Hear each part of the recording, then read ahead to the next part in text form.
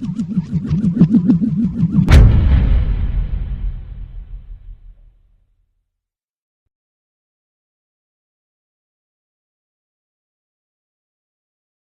there, everyone, and welcome to another edition of the FDU Women's Soccer Report here on FDUnites.com. We're right in front of the Teaneck River here on the Teaneck side of campus. Jon Lauder, along with the head coach of the FDU Women's Soccer team, Eric Teepe. Coach, how are you? Doing good, John. You? Doing just fine. So this weekend, you go 1-1 overall. Let's start with the first game, CCSU, real tough 1-0 loss on the road. Some thoughts on that game in Connecticut? I think it was what we expected. I think both teams created some chances, but chances were minimum. We had a chance where we hit the crossbar. We had another one where we had a chance to pop in an open net. Didn't get it. They had the same. And then the second half, we had a little bit of defensive breakdown as far as picking up a player, and she made a great turn and a great shot, and that was the game, basically. So, hopefully we can learn from it in the sense of that we have to stay focused throughout the game, especially against top teams. And, not every game is going to be where we're going to get 20, 30 chances. And, it's going to be sometimes where it's, 1 or 2, and you have to be clinical at that point. And we were not on the day. Now, was there anything specific that the Blue Devils did, or was it more, from your end in terms of, the team not being able to score against the Blue Devils? Obviously it was a very defensive battle. They really squeezed the field on us, but at the same time we did the same to them. Most of the game was played in the midfield, and I think in that regard it was pretty even, and it was a great game to watch. Not a great result for us, but one that if we have a chance to play him again, we will be excited about that opportunity. And then on Sunday, Robert Morris, second weekend in a row, you guys at home with a last-second victory. Connie Lewis, 8 seconds left, scores the goal to win. I know you guys don't like the stress of that, of course, but what was the game like for your team and the fact they were able to pull it out so late? I think we were just a little sluggish on the day.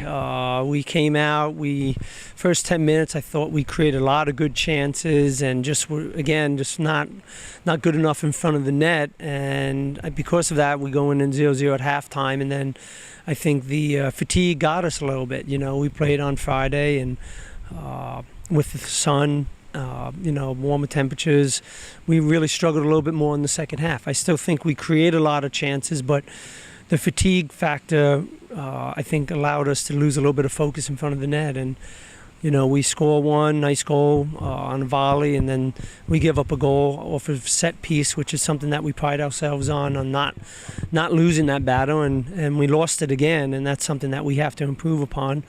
But to our kids' credit, they kept battling, and they don't ever give up. And I think that's the one thing that our team has been able to do is that they just will keep coming, whether it's a good day or a bad day for us. And I think, if we can keep finding a way to do that, maybe not in 8 seconds left, but if we can keep finding a way to, create chances in the second half, I think that's positive for us. Now, your team set the record for most shots in a game overall in the history of the program. Do you look at that as a positive or a negative that more goals weren't scored? I think for me, probably a little bit of both. Yes, we had a lot of chances, but I thought our choices in front of the goal were not the greatest. So I think we took a lot of shots that maybe were a little bit off balance. Maybe our body position was going away from the goal, or maybe we were a little bit too far away or rushing the opportunity. So for me, it's good, and it shows that we are still creating a lot of chances up top, and we're getting the ball in areas where we can be dangerous. But I was not happy with how we were with the ball in front of the box. So about halfway through the conference slate, the team is 3-1 overall thus far in the NEC. How do you feel the team has played overall through these first 4 conference games? Listen, it's a battle. Every game's going to be a fight, and I think we're learning that. And 3-1, you have to be happy. If you go 3-1 in one half and 3-1 in the next, that's 6-2, and that's probably good for first or second. So, if we can replicate that or do better, then I think we're in great shape. But I think one thing our players have learned is that every game is going to be a battle, and that's what conference play is all about.